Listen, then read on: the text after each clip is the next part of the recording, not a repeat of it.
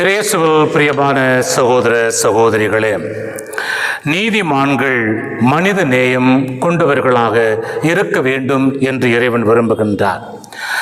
நாம் வாழும் இந்த சமுதாயத்தில் இன்றைய காலகட்டத்தில் மனித நேயம் என்பது அரிதாக காணப்படுவதை பார்க்கலாம். ஆனாலும் ஒருபுறம் இது அரிதாக காணப்பட்டாலும் சில உள்ளங்களில் மனித நேயம் இன்றும் தழைத்தோங்கிக் கொண்டிருப்பதை நாம் பார்க்கிறோம். நம்மில் வாழும் மனிதர்கள் மனித நேயம் அற்றவர்களாக இருக்கின்றார்கள். இந்த மனித நேயம் இன்றைய காலகட்டங்களில் மறைந்து கொண்டே போவதை பார்க்கலாம். அதற்கான காரணங்கள் பலவாக இருக்கின்றன. ஆனாலும் அவைகள் ஏற்றுக்கொள்ளப்பட முடியாத காரணங்களாக இருக்கிறது என்பதுதான் உண்மை. அன்பிற்குரியவர்களே, பணக்காரர்களில் சிலரோ பலரோ தங்களுக்கு கீழே உள்ளவர்களை மனிதாபிமானம் இல்லாமல் நடத்துவதை பார்த்து கொண்டிருக்கிறோம். அங்கேயும் மனிதாபிமானம் கிடையாது. அதிகார பதவியில் இருக்கின்றவர்கள் சிலரோ பலரோ தங்களுக்கு கீழே பணிபுரிகின்றவர்களை அல்லது கீழே வருகின்றவர்களை மனிதாபிமானம் இல்லாமல் நடத்தி கொண்டிருப்பதை பார்த்து கொண்டிருக்கிறோம். இது ஒரு புறம். படித்தவர்கள் மத்தியில் தாங்கள் அதிகம் படித்து விட்டதால் படிக்காத மக்களிடம் தாங்கள் படித்து விட்டோம், எங்களுக்கு எல்லாமே தெரியும் என்ற உணர்வோடு அவர்களை மனிதாபிமானம் இல்லாமல் கேவலமாக நடத்துவதையும் பார்த்து கொண்டிருக்கிறோம். இது ஒரு புறம். உயர்ந்த ஜாதி என்று சொல்லக்கூடியவர்கள் தங்கள் மத்தியில் வாழும் தாழ்ந்த ஜாதி என்று சொல்லக்கூடியவர்களை மனிதாபிமானம் இல்லாமல் கேவலமாக நடத்துகின்ற சமுதாயத்தில் இன்றும் சிலர் வாழ்ந்து கொண்டிருப்பதை நாம் பார்த்து கொண்டிருக்கின்றோம். அன்பிற்குரியவர்களே, அந்த மனிதாபிமானம் என்பது இவைகளில் மட்டுமல்ல, மதத்தின் அடிப்படையிலும் கூட. இன்றைய காலகட்டத்தில் பல பேர் மதம் பிடித்து அலைவதை நாம் பார்த்து கொண்டிருக்கிறோம். மற்ற மதத்தவர்களை ஒரு எதிரி போல, அவர்கள் எல்லாம் ஏதோ வெளி கிரகத்திலிருந்து வந்தவர்கள் போலவும் இவர்கள் மட்டுமே இந்த மண்ணை சார்ந்தவர்கள் எனவும் நினைத்து கொண்டு மற்றவர்களை கேவலமாக ஒரு எதிரிகளாக நடத்துகின்ற ஒரு சூழ்நிலையில் தான் இன்றைய காலகட்டத்தில் மக்கள் வாழ்ந்து கொண்டிருக்கின்றார்கள். அன்பிற்குரியவர்களே, பிற மதத்தவர்களை அழிக்க வேண்டும், அவர்களை இல்லாமல் செய்ய வேண்டும் என்ற உணர்வோடு ஒரு வெறித்தனத்தோடு மிருகத்தனமாக கேவலமாக இரக்கமில்லாமல் மனிதாபிமானம் இல்லாமல் வாழுகின்ற, குறிப்பாக மனித உயிர்களை வேட்டையாடி கொண்டிருக்கின்ற மனித மிருகங்கள் மத்தியில் தான் இன்றும் நாம் வாழ்ந்து கொண்டிருக்கிறோம். எல்லோரும் அல்ல, ஒரு சில பேர் இந்த மிருகத்தன்மையோடு வாழ்ந்து கொண்டிருப்பதை நாம் பார்த்து கொண்டிருக்கிறோம். இது ஒரு புறம். இன்னொரு புறத்தில் பார்க்கின்ற பொழுது ஆண் என்பவன் உயர்ந்தவன், பெண் என்பவள் தாழ்ந்தவள் என்ற நிலையில் பல்வேறு நிலைகளில் அவர்கள் தாக்கப்பட்டு அவர்கள் மீது இரக்கமில்லாமல் கேவலமாக நடத்துவதும், பாலியல் வன்புணர்வு செய்வதும், அதன் மூலமாக அவர்களுடைய மனித உரிமைகளை பறித்து அவர்களை ஏதோ பயன்படுத்த வேண்டிய ஒரு பொருள் என்று நடத்துகின்ற மக்களும் இருக்கின்றார்கள். பெண் என்றால் ஒரு போக பொருள், அவளுக்கு உணர்வுகள் கிடையாது, உணர்ச்சிகள் கிடையாது என்று நினைக்கின்ற மக்கள் இன்றும் ஒரு சில பேர் வாழ்ந்து கொண்டிருக்கிறார்கள். இன்றைய காலகட்டத்தில் எவ்வளவோ மாற்றங்கள் ஏற்பட்டிருக்கிறது, இறைவனுக்கு நன்றி. ஆனால் இன்னும் சிலர் மிருகத்தனமாக பெண்களை ஒரு காம பொருளாக பயன்படுத்தி மனிதாபிமானம் இல்லாமல் நடத்துவதை நாம் இந்த காலகட்டத்தில் பார்த்து கொண்டிருக்கிறோம். சிறுமிகள் என்று கூட பார்க்காமல் 3 வயது 8 வயது 15 வயது சிறுமிகளை கூட வன்புணர்வு செய்து வெளியில் சொன்னால் என்னாவது என்று சொல்லி அந்த மிருக வெறியோடு அந்த பிள்ளைகளை கொடூரமாக கொலை செய்து கொண்டிருப்பதையும் நாம் பார்த்து கொண்டிருக்கிறோம். செய்திகளில் நமது உள்ளமும் கொதித்து கொண்டுதான் இருக்கின்றது. எங்கே போனது அந்த மனிதாபிமானம்? அன்பிற்குரியவர்களே, ஒரு சில வருடங்களுக்கு முன்னாலிருந்து இன்று வரையிலும் பார்த்து கொண்டிருக்கிறோம். மணிப்பூர் மாநிலத்திலே ஏற்பட்ட அந்த கலவரத்தில் எத்தனை பேர் கொல்லப்பட்டார்கள், எத்தனை கிறிஸ்தவர்கள் அழிக்கப்பட்டார்கள், எத்தனை ஆலயம் எரிக்கப்பட்டது, அழிக்கப்பட்டது என்பதை நாம் பார்த்து கொண்டுதான் இருக்கிறோம். அங்கே பழங்குடி மக்களை, பெண்களை நிர்வாணப்படுத்தி அசிங்கப்படுத்தி அவர்கள் மீது வன்புணர்வு செய்கின்ற ஒரு மிருகத்தனமான மக்கள் மத்தியில் நாம் வாழ்ந்து கொண்டிருக்கிறோம். அன்பிற்குரியவர்களே, மனிதாபிமானம் எங்கே போனது? நாம் மனிதாபிமானம் உள்ளவர்களா? இரக்கம் எங்கே போனது? விலங்குகள் கூட சக விலங்குகளை வேட்டையாடுவது கிடையாது. ஆனால் மனிதன் மட்டுமே சக மனிதனை வேட்டையாடுகின்றான். ஏன்? இரக்கமில்லாமல் நடந்து கொள்கின்றானே, ஏன்? மனிதாபிமானம் இல்லாத மனிதனாக, மனுஷியாக நாம் இருக்கின்றோமே, ஏன்? இந்த ஏன் என்ற கேள்வியை நாம் கேட்டு பார்க்க வேண்டும் என்று இன்றைய வாசகங்கள் நமக்கு அழைப்பு விடுக்கின்றன. அன்பிற்குரியவர்களே, இதனைத்தான் இன்றைய 3 வாசகங்களும் நம் கண் முன்னால் வைக்கின்றன. இந்த வாசகங்கள் கொடுக்கின்ற செய்தி என்ன? இறைவன் இரக்கமும் பொறுமையும் கொண்டவர். இறைவன் இரக்கமும் பொறுமையும் கொண்டவர். நமது தவறுகளுக்காக உடனடியாக தண்டனை கொடுப்பது கிடையாது. இறைவன் நாம் செய்கின்ற தவறுகளுக்கு தண்டனை கொடுக்க வேண்டும் என்றால் இந்த உலகத்தில் யாருமே வாழ முடியாது, உயிரோடு இருக்க மாட்டோம். அன்பிற்குரியவர்களே, நாம் அனைவரும் கல்லறைகளில் தான் இருப்போம்.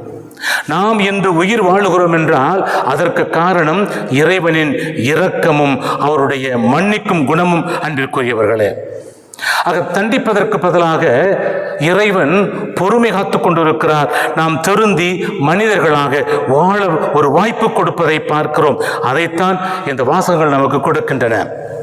அதிலும் குறிப்பாக முதல் வாசகமானது நீதிமான்கள் மனித நேயம் கொண்டவர்களாக இருக்க வேண்டும் என்ற செய்தியினை மிக தெளிவாகவே கொடுப்பதை நாம் பார்க்கலாம்.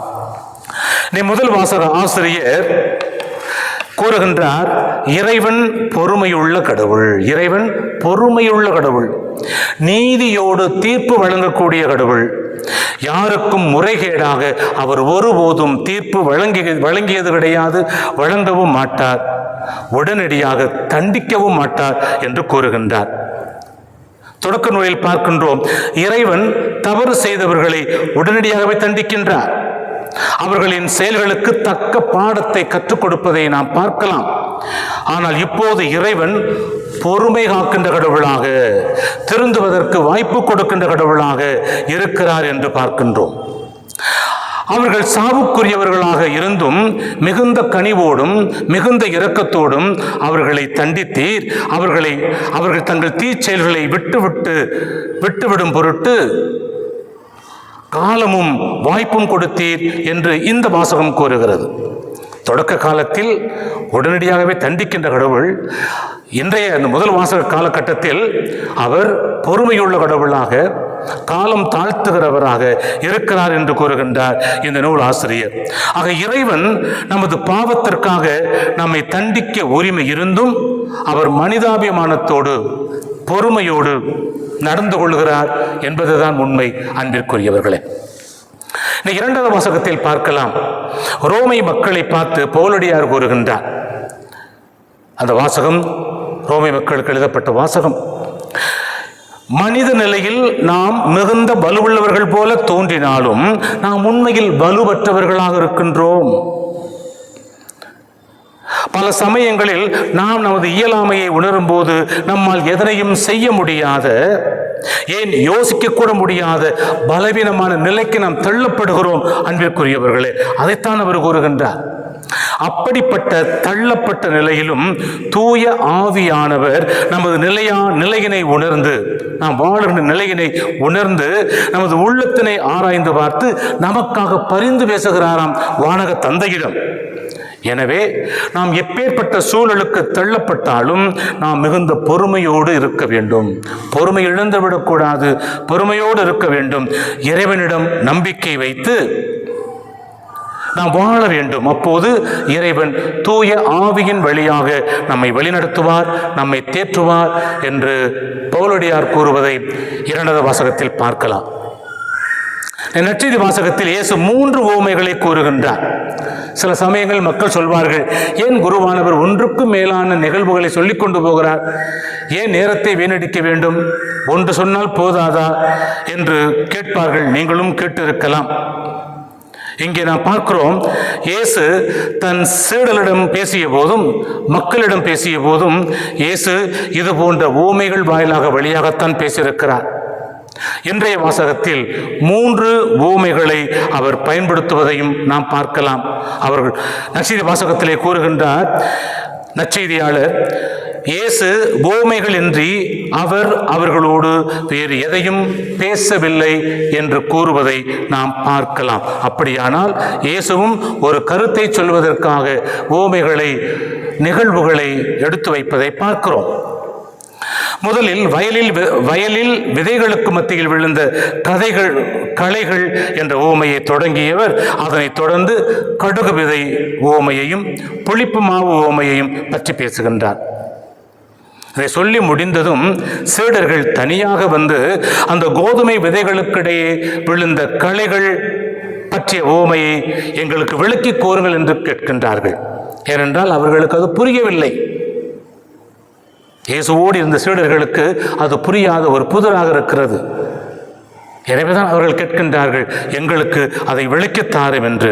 அந்த விளக்கத்தை கொடுப்பதுதான் இன்றைய நற்செய்தி வாசகமாக அமைகின்றது. கடுகு விதை மற்றும் புளிப்பு மாவு உவமைகளை சொல்வதன் மூலமாக எவ்வாறு இறைவனின் அரசு மற்றும் அவரின் அரசாட்சி மனித இதயங்களில் விழுந்து பரவியது என்பதையும், சிறிய புள்ளியாக விழுந்த விதை, சிறிதளவு கலக்கப்பட்ட புளிப்பு மாவு, அனைத்து மாவிலும் அது புளிப்பு சுவை ஏறுவது போல இன்று பல கோடி மக்களை தன்னுள் வைத்திருக்கும் இயக்கமாக இந்த கிறிஸ்தவ இயக்கம் உருவெடுத்ததற்கு காரணம் இது சிறு துளியாக இருந்து பெரிய மரமாக வளர்ந்ததன் விளைவாக என்று கூறுகின்றார். இதற்கு காரணம் தூய ஆவியின் ஆற்றலே என்று கூறுவதை நாம் பார்க்கலாம். அன்பிற்குரியவர்களே, ஆக தூய ஆவியானவர் தாமே இந்த காரியங்களை செய்து கொண்டிருக்கின்றார். பல பிளவுகள் வந்தாலும், பல நம்மை விட்டு பிரிந்து போனாலும், இன்னும் தொடர்ந்து இந்த கத்தோலிக்க திரு அவையானது வளர்ச்சியை கண்டுகொண்டே இருக்கிறது. அது பெரிய வளர்ச்சியாக இல்லாமல் இருக்கலாம், ஆனால் சிறு வளர்ச்சியாக இருந்தாலும் அது வளர்ந்து கொண்டுதான் இருக்கிறது என்பதுதான் உண்மை. விவசாயி ஒருவர் நல்ல கோதுமை விதைகளை தனது வயலில் விதைத்தார். முளைத்து வரும்போது அந்த நல்ல விதைகளோடு களைகளும் சேர்ந்து விதைக்கப்பட்டன. அந்த களைகளும் முளைத்து வருகின்றன. அவர் விதைத்ததோ நல்ல விதைகள், ஆனால் தோன்றியதோ நல்ல விதைகளோடு களைகளும் வளர்கின்றதாம். இப்போது அந்த பணியாளர் சொல்லுகின்றார்கள், இந்த களைகளை பிடுங்கி விடுவோமா என்று கேட்கின்ற பொழுது அந்த முதலாளி சொல்லுவார், களைகளை பிடுங்க வேண்டாம், ஏனென்றால் களையும் பயிரும் ஒன்று போலவே இருக்கும். எனவே நீங்கள் களை என்று நினைத்து நல்ல பயிரை நீங்கள் பிடுங்கி விடக்கூடும். எனவே இரண்டும் வளரட்டும். இரண்டும் வளரும் போது அதற்கு தேவையான பராமரிப்பை கொடுப்போம், பாதுகாப்பை கொடுப்போம், அதற்கு உரமும் போடுவோம், களை எடுப்போம், களைகளோடு மத்தியில் களைகளை எடுப்போம். அது வளர்ந்து வருகின்ற பொழுது அப்போதுதான் அது களையா பயிரா என்று தெரியும். அப்போது நாம் அந்த களைகளை பிரித்து எடுத்து அதை எரித்து விடலாம் என்று கூறுகின்றார். ஏன் களைகளை விட்டு வைக்க வேண்டும், ஏன் களைகளை பராமரிக்க வேண்டும் என்று குழம்பிக் கொண்டு இருந்ததால் தான் இயேசுவிடமே அந்த விளக்கத்தை கேட்கின்றார்கள். இயேசு மிக தெளிவான விளக்கத்தை கொடுப்பதை பார்க்கலாம். சிறு பிள்ளைகளுக்கு பாடம் எடுப்பது போல அவர் அந்த உவமையை விளக்குகின்றார். நல்ல விதைகளை விதைப்பவர் மானிட மகன், கடவுள் தாமே. அப்படியானால் தீய விதைகளை விதைப்பது யார்? பகைவன், அலகை, சாத்தான். வயல் என்பது இந்த உலகம். நல்ல விதைகள் இறை வார்த்தை. அந்த இறை வார்த்தையை கேட்டு பலன் தருகின்றவர்கள். களைகள் அலகையை சார்ந்தவர்கள். அறுவடை என்பது அந்த நடுத்தீர்வை நேரம், உலகின் முடிவு, அறுவடை காலம். அந்த அறுவடை செய்ய இருப்பது யார்? வானு தூதர்கள். அந்த வானு தூதர்கள் களைகளை ஒன்றாய் சேர்த்து நெருப்பிலிடுவார்கள், பயிர்களை ஒன்றாய் சேர்த்து அதன் பலனை கொண்டு வருவார்கள்.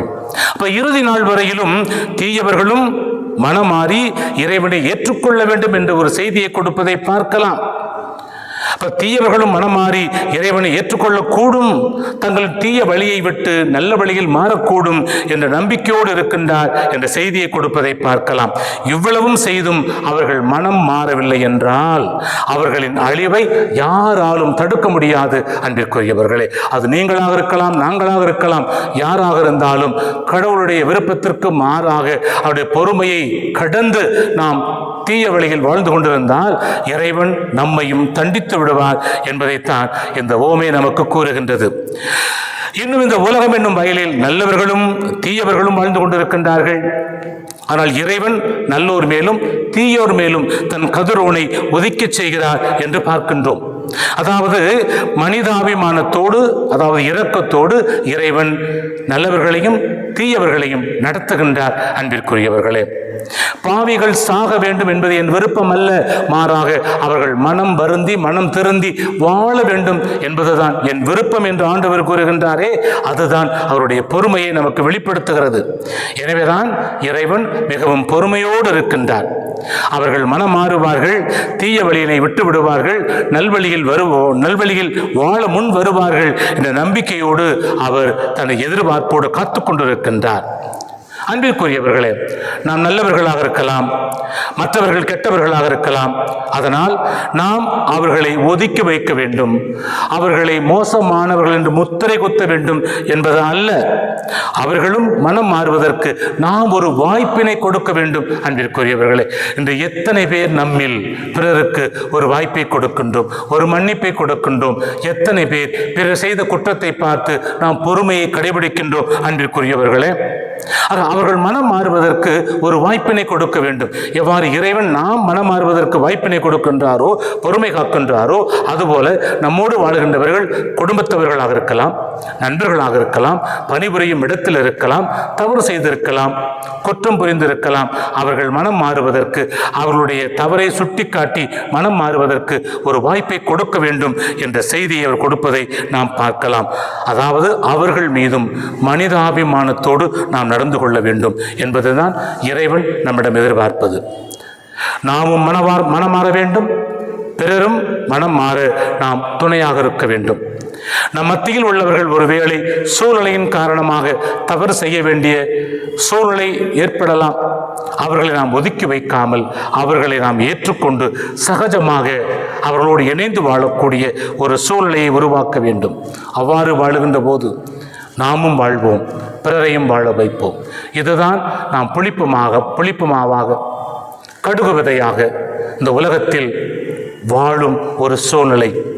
நாம் ஒருவராக இருக்கலாம், ஆனாலும் அவர்கள் அந்த கடுகு விதை எவ்வாறு வளர்ந்து மரமாக வளர்ந்து பறவைகள் தங்கக்கூடிய அளவுக்கு அது ஒரு உயர்ந்த மரமாக இருக்கிறதோ, எல்லா மக்களையும் அரவணைக்கின்றதோ, அதுபோல நாமும் அரவணைக்க வேண்டும். எவ்வாறு ஒரு துளி புளிப்பு மாவு எல்லா மாவையும் புளிப்பேறச் செய்து நாம் உண்பதற்கு ஏற்ற ஒரு உணவுப் பொருளாக மாறுகிறதோ, அதுபோல நாம் ஒருவராக இருந்தாலும் சமுதாயத்தில் அந்த புளிப்பு மாவை போல சுவையேற்றுகின்ற பொழுது பிறருடைய வாழ்க்கையில் நாம் சுவை ஊட்டுகின்றவர்களாக மாறிவிடுவோம். அப்பேற்பட்ட ஒரு வாழ்க்கை வாழ தேவையான வரத்தை இறைவன் தர வேண்டும் என்று சொல்லி தொடர்ந்து நாம் ஜெபிப்போம். ஆமென். God bless you.